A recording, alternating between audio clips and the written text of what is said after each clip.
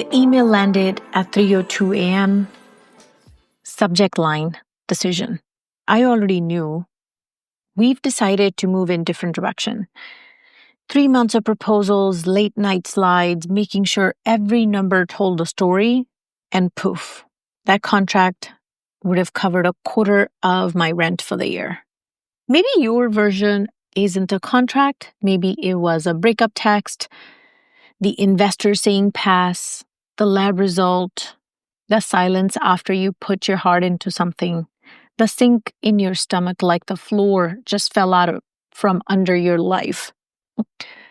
Today I'm handling something similar, and we're going to work on a mantra and the method that kept me from burning my entire world down in those tough moments. All is well. Everything is working out for my highest good. I am safe. Not toxic positivity, not denial. This is strategic nervous system regulation plus spiritual trust. So you can respond instead of flailing. By the end of this episode, you'll have a reset you can run in 5 minutes that turns panic into clear, aligned action. Stay with me. Welcome to Spark and Hustle, unleashing success in business, life, and beyond. I'm your host, Puneet, CEO brain, soft power heart, mom life, and your super smart friend behind the mic. Around here, we build wealth, personal power, and emotional sovereignty without burning ourselves to ash. If you're ready to alchemize chaos into clarity, take a deep breath. You're in the right room. Let's go. Let me take you back. Earlier in this year, it was Tuesday. It was early morning, around 9:47 a.m. I just dropped my son at school. I'm in the car, had my coffee, planning my first deep work block. I get a ping and a ping again, and then the ping storm. Our main customer basically fired us overnight. No warning. We've got open orders, production windows booked, downstream commitments made. I can almost hear the cash bleeding out in my head. Payroll, customers, reputation, results. My body went straight into fix everything at once mode. If you know me, you know that's the mode I operate in. Heart racing, scalp tingling, fingers cold. I start calling my team, starting with ops, finance, sales, logistics, stacked calls, no air between them. The more I do, the less clarity I have. My nervous system is sprinting. My prefrontal cortex is crawling. Old me, I would have stayed in that frantic loop until 9 p.m., then cried on the kitchen floor while reheating leftovers. Instead, I felt this thin thread of self-awareness. You're not actually solving anything. You're just chasing control. And I heard it like someone pressed play in my chest. All is well. Everything is working out for my highest good. I am safe. I didn't believe it yet. That's important. You don't have to believe it for it to start working through your system. It's like a key card. Swipe it. The locked cognitive doors begin to click. I pulled into the parking lot, closed my eyes, one hand on my belly, one on my heart, breathed in for 4, held for 4, exhaled for 8. Repeated the mantra out loud, voice shaking. All 3 rounds, the noise dialed down. I asked a better question. If this is happening for me, not to me, what's the gift hiding under the mess? That one reframe birthed a diversification strategy we had talked about but never prioritized.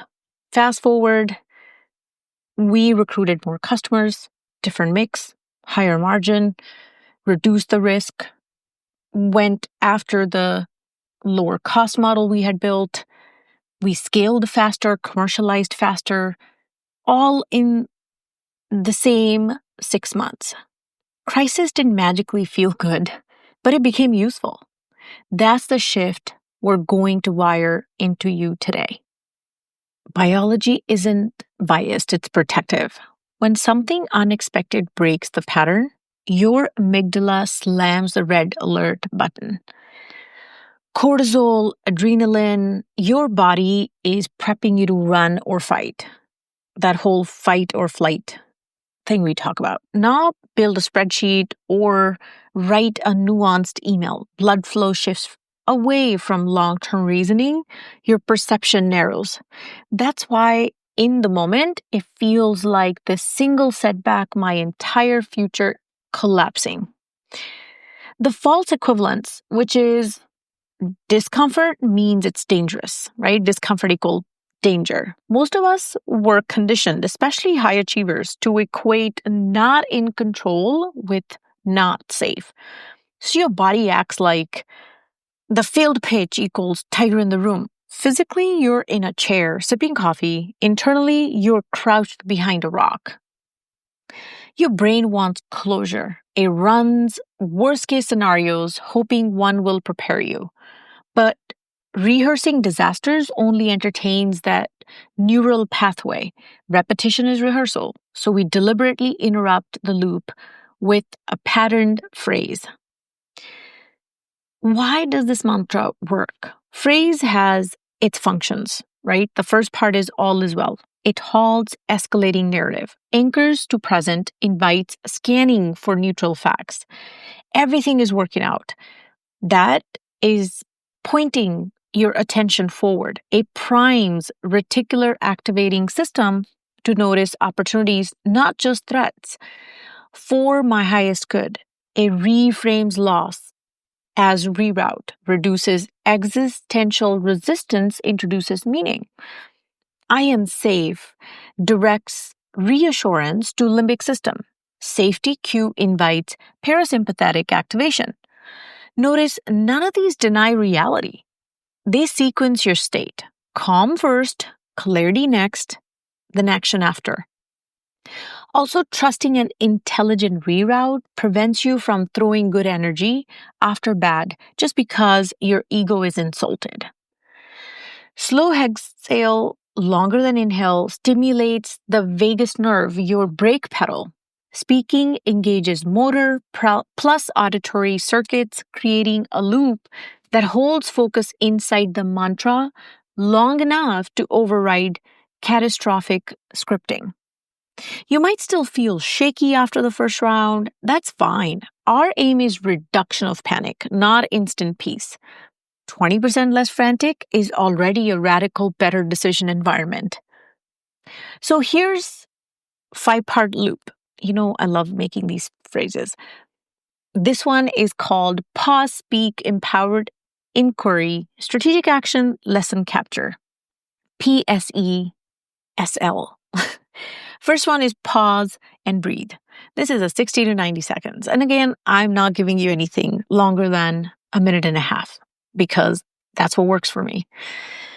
I interrupt urgency that isn't attached to blood or fire. Technique 4-4-8, which is, or you could also do 4-4-4-4, which is shoulders drop, jaw unclenched, optional tapping. Second is speak the mantra, right? All is well. Everything is working out for my higher good. I am safe. Say it slowly 3 times. Embody locations, crown, forward vision, heart, root, right? Then questions. Data revealed, the true doorway, protection from what? Smallest valuable move? Who can lighten load? This is working for me by, then that's what you journal. All right. Strategic action. This is where you brain dump, right? You label things. Pick one meaningful action. 10 minutes win. Execute or calendar. Again, parking this until, not going to touch it until week 2 of the month. All right. The last one is capture the lesson. Trigger, stage shift, intervention, emerging advantage, and the next micro bet. For example, trigger, something happens, you breathe first, okay? That 4-4-4 or 4-4-8. Okay. First, you breathe.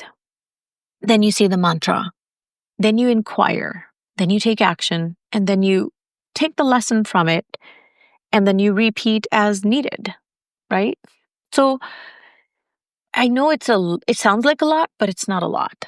All right. It's how do we become better decision makers in the face of chaos? And what we're trying to do is take control of that power, take control of our mind so we can move forward and make better decisions. Here's a book that I absolutely love. I gift it the most to my leaders, to my friends. This is my most gifted book, if you ask me. The book is called The Obstacle is the Way by Ryan Holiday. It's a small book, very easy read. It is something that I have on my work desk, right? It's in my top drawer. I pull it every now and then. On a bad day, I just pull it, just open a random page and read the lesson and move on. It resets me. Here's some power upgrades, all right? First is nervous system hygiene. Cold splash, cool showers. I know it sounds like a lot, but I've been doing it for over a decade. I take my shower and then at the end, I finish with the coldest option. And honestly, some parts of the country are worse than the others.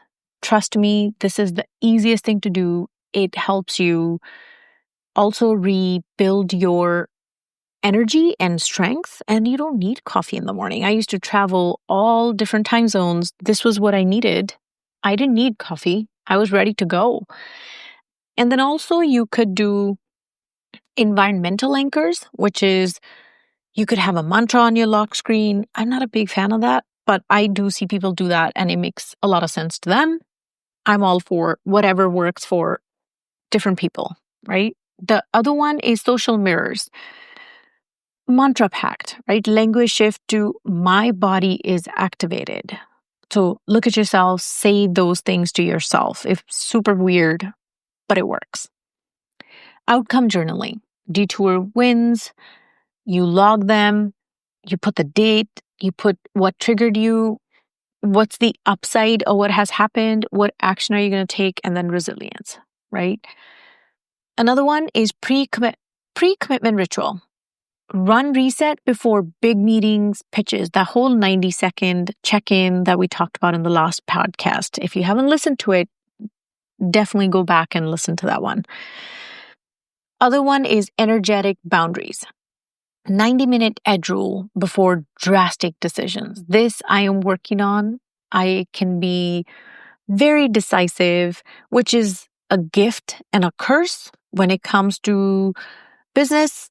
I'm very calculated and very measured. I'll do the facts and analysis and all that good stuff and make a decision. But when it comes to personal life, I could be a little rash in making decisions. So now I'm working on this 90-minute rule before I make big decisions on personal life. Content alchemy. Template posts. So make templates for yourself, just like you have templates for your reports and for your business purposes. Make a template for your life, which is situation, mantra, shift, action, result. To me, has been a game changer for me. It's one page. I leave it on my desk again. There's two things on my desk, that book and then this template. I know it sounds super cliche, but it's a tool, just like you drink water when you're dehydrated. When you're emotionally triggered, you have your template for emotional calm down, reset. So don't be ashamed to use templates to regulate yourself. If you're driving, keep your eyes open. All right, we're going to do a little bit of an exercise. If you want to, you can follow along. This is basically close your eyes, feet on the ground. You don't have to take off your shoes, just feet on the ground. Inhale, 1, 2, 3, 4. Hold, 1, 2, 3, 4. Exhale, 1, 2, 3, 4, 5, 6, 7, 8. Now you repeat that. There's something about this breath work. And if you want to learn more about breath work, follow a gentleman called Wim Hof. He has books, he has videos, he basically hiked Himalayas in boxers, all right, in small shorts, no t-shirt, no nothing. When people are gearing up to do it, he's amazing. So for me, I don't make it complicated. I like things easy. So for me, it's 4-4-8 works for me every single time. And also know where the tension is. Is your chest feeling tight? Is your head feeling heavy? Where is the tension? Is it in the back of your neck? Is it your shoulders? Then you acknowledge where it is, and then you say, all is well. Everything is working out for my highest good. I am safe. Notice that little shift. If you're feeling 5% better, do it 3 more times and get to that 20% better.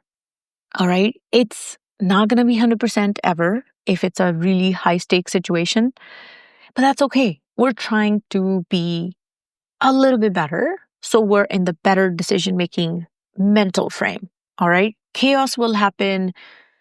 Protocol is equal to power. Then we anchor ourselves and then we lead, be it personal life, be it professional life, right? Run this reset this week and DM me on my socials or text me or call me, send me a voice note, and then tell me what was the situation and how did you use it? And then if you want to go deeper in discussion, I'll be happy to do so. Stay bold, stay soft, and keep going.